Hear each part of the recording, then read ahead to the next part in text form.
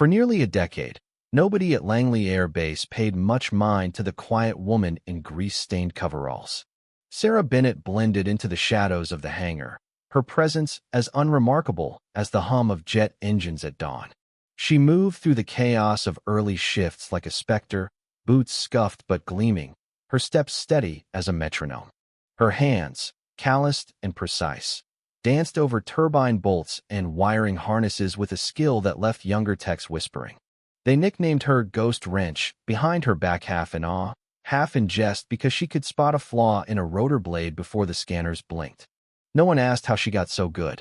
To them, she was just Sarah, a maintenance grunt, a name on a roster no one double-checked. But Sarah wasn't born to fade. Once, she'd worn a flight suit, her name Lieutenant Emily Harper stitched in bold across her chest, silver pins catching the sun. She'd flown F-22s, owned the skies, and was the best in her squadron. Then came Mosul, 2015. A botched mission. A leaked intel report. 3 pilots dead, 1 barely breathing. Command needed a scapegoat, and they chose her. A court-martial stripped her of her wings, her name, her life. She buried Emily Harper, became Sarah Bennett, and slipped into Langley to vanish. She never spoke of her past, never flinched until that morning in 2024 when a voice sliced through the ops room chatter. We're short a pilot. Why not toss Bennett in? Let's see if she can even start the damn thing. Laughter erupted. Sarah didn't laugh. She grabbed the helmet and strode toward the hangar. 9 years earlier, Sarah stood in a courtroom, her flight suit traded for a blazer that felt like a lie. The air smelled of stale coffee and defeat. Guilty, the judge's voice rang out, cold as steel, each syllable a punch to her gut. Her squadron was gone, 3 pilots in graves. 1, Lieutenant Daniel Cole, fighting for breath in a hospital 7,000 miles away. The Mosul op was supposed to be routine: escort a convoy, secure a checkpoint, get out. But the intel was rotten coordinates sold to the enemy. An ambush shredded her team. Colonel James Larson, her CO, sat stone-faced at the trial, his betrayal hidden behind crossed arms. She'd trusted him, followed his orders blindly, believed his calm assurances. But when the investigation began, he pointed the finger at her, twisting her flight logs into a noose. The evidence was thin, but in a room hungry for blame, it was enough. General Margaret Klein, her mentor, caught her outside the courtroom, her grip firm. Keep low, Emily, she whispered. The truth will fight its way out. It hadn't. So Sarah became a ghost, hiding in Langley's hangars, living in a trailer by the fuel depot, a metal box with a cot, a hot plate, and a locked tin under her bed. Inside were 3 relics. Her squadron pin, scratched but proud, a photo of her at 27, grinning beside her jet under a desert sun, and a letter from Daniel, scrawled the night before Mosul. Harper, you're the only one I'd follow into fire. Never doubt it. Daniel didn't make it back. Neither did Lieutenants Maria Torres or Alex Chun. The 4th, Lieutenant Rachel Kim, survived but lost her legs and her spark. Every night, Sarah read Daniel's words, the weight sinking into her chest. Every morning, she locked them away, jogged the base perimeter at dawn, and worked long shifts, her hands outpacing her ghosts. The day before the ops room jab, Sarah was in the break room, pouring coffee into a battered thermos. A group of pilots lounged nearby, their flight suits unzipped, voices loud. Captain Lauren Pierce, sharp-tongued and sharper-eyed, spotted her. Hey, grease monkey, ever get sick of wrenches? Or is that all you're good for? The table laughed, eyes flicking to Sarah, waiting for a crack. She kept pouring, but her shoulders stiffened. Pierce leaned in, voice dripping. Seriously, Bennett, why stick around? No one's promoting a nobody who smells like oil. A young lieutenant mimicked gagging, and the laughter swelled. Sarah capped her thermos, fingers tight, and walked out, their chuckles stabbing her spine. The hangar was her sanctuary, a maze of steel and fuel where jets stood like silent titans. She knew every bolt, every wire. The younger techs leaned on her, tossing diagnostic tablets her way. Bennett checked this. She'd point to a glitch and walk off before they could thank her. They didn't know she'd once flown these beasts, led missions over dunes and peaks, her voice steady on the comms as missiles screamed. They saw coveralls, not wings. And Sarah let them. That morning, The air at Langley crackled. The Apex Strike drills were days away, a high-stakes show for Pentagon brass and contractors with deep pockets. The Raven X-9, a cutting-edge jetcopter hybrid, was the star. But the roster was chaos. 3 pilots down from bad mess hall tacos. The ops room buzzed with shouting techs and coordinators. Captain Nathan Reed, a golden boy officer with a politician's smile, stood at the front, flipping a pin like he was born for the spotlight. "We need a pilot for the demo," he said. "Any volunteers?" The room chuckled, tension thick. Sarah was by the door, checking a fuel log, when Lieutenant Mark Evans, a smug logistics officer, called out, "Bennett, you writing poetry to that jet?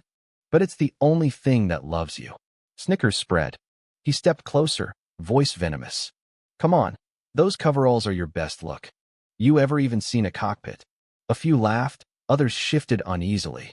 Sarah's pencil slowed, her knuckles white, but she didn't speak. She tucked it behind her ear and walked away, the laughter chasing her. Reed's eyes locked onto her, his grin sharp. "Hey, Bennett, you're always buried in manuals. Why not suit up? Give us a show."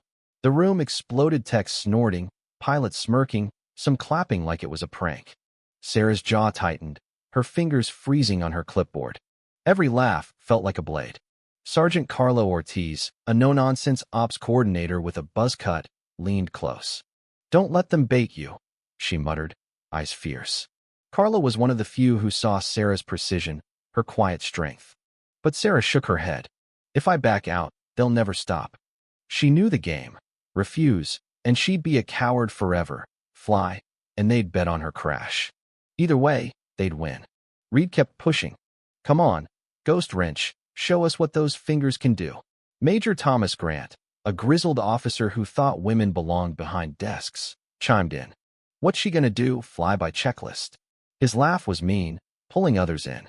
Sarah set her clipboard down, her voice steady. "Where's the suit?" The room hushed, then roared again. Reed clapped. "Now we're talking." In the ready room, as Sarah signed waivers, a contractor in a slick suit, Richard Holt, smirked nearby.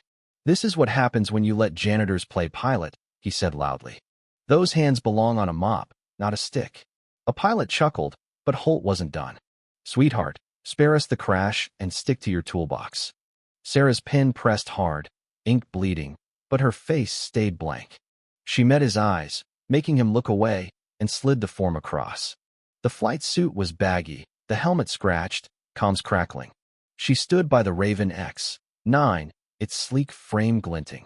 The crowd swelled, techs, pilots, brass, even a news crew. Phones were out, streaming her failure. Lieutenant Jessica Lane, one of 2 women pilots on base, watched closely. She'd clawed her way up, always in Reed's shadow. Something about Sarah's steady hands caught her eye, too precise, too familiar. Just before Sarah climbed in, a junior pilot, Lieutenant Ryan Tate, waved a marker. "Sign your crash report now, Bennett." The crowd chanted, "Sign it." He tossed the marker. It hit her chest and fell. Sarah picked it up, tossed it back, her voice cutting. "You'll need it more." The crowd hushed, but the sting lingered as she climbed in. The cockpit felt like home. Controls were new but familiar, her fingers mapping them instinctively. Outside, bets flew. She won't clear the tarmac. Sarah closed her eyes, saw Daniel's grin, Maria's laugh, Alex's nod, heard Rachel's steady voice on the comms. "For you," she whispered, hitting the ignition. The Raven roared, shaking the hangar. "Langley Tower, Raven X-3 requesting clearance," she said, voice crisp, like she'd never left. The tower hesitated. "Pilot ID?" "Bennett, Sarah, acting pilot." A pause. Cleared. The Raven lifted, smooth as silk. In the tower, Specialist Elena Cruz watched the monitors, her hand over the override. She'd seen Sarah fix impossible jets, but this was unreal. "Her inputs are perfect," she told her supervisor, Chief Torres. He frowned. "Check her logs." Elena's screen showed no flight training, no sim hours, just maintenance. "That's impossible," Torres muttered.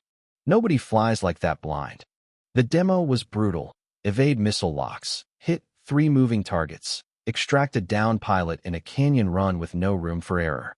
Sarah nailed Ida snap roll at 5,000 feet, a dive that stole breaths. threading turns like she'd flown the route forever.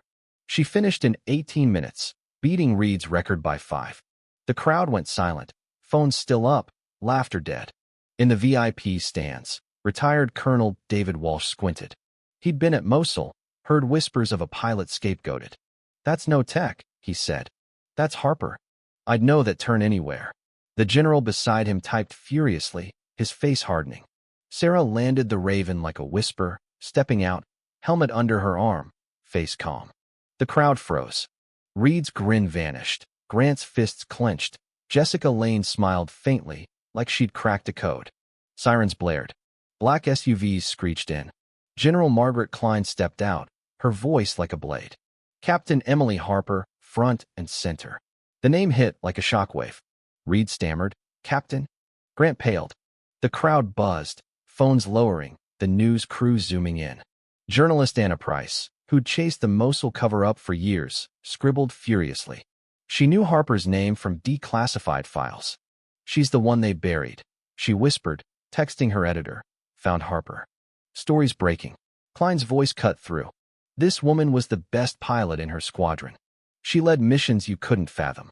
She was court-martialed for a betrayal she didn't commit. Colonel James Larson sold out his pilots for a payout. Let her take the fall. She lost everything. For 9 years, she rebuilt jets for people who mocked her. Klein's eyes softened. "By order of the Secretary of Defense, your rank is restored, full back pay, command of Raven Squadron if you want it." Sarah stood still, helmet heavy. She scanned the crowd, Reed silent, Grant sweating, Jessica nodding. "Thank you, General," she said softly. "But I've done what I needed to." That night, Sarah sat in her trailer, the tin box open. The pin gleamed, the photo's edges worn, Daniel's letter smudged. She closed it, left her tools polished, and was gone by dawn. On the lounge table, she left her pin, the photo, and a note. "To the next woman told she can to already have wings." Carla found it, passing it to the Tex, who stood silent, holding something sacred. The fallout was swift. Reed was reassigned to a desk job in Arizona. Grant's name hit X, exposed for fudging reports. Jessica got a quiet promotion. The Tex dropped the ghost-wrenched jokes, calling her captain. Carla left coffee on Sarah's bench, a silent nod. In the admin office, Clerk Private Jamal Reed found Harper's file, a sealed letter from Rachel Kim. "Harper saved us. Don't let them bury her." He left it for Klein, hoping it mattered. Sarah drove away from Langley, the 2024 sunrise painting the tarmac gold. Her hands were steady, the road endless. She didn't look back. Her truth was free, clawing out, just as Klein promised. Some of you know this weight judged, dismissed, carrying truths no one hears. You're not alone. Was Sarah right to walk away? Or should she have taken the command and fought from within? Did the system fail her, or did she fail it by staying silent? Where are you watching from? Drop your thoughts below, hit like, and subscribe for more stories of heartbreak, betrayal, and redemption.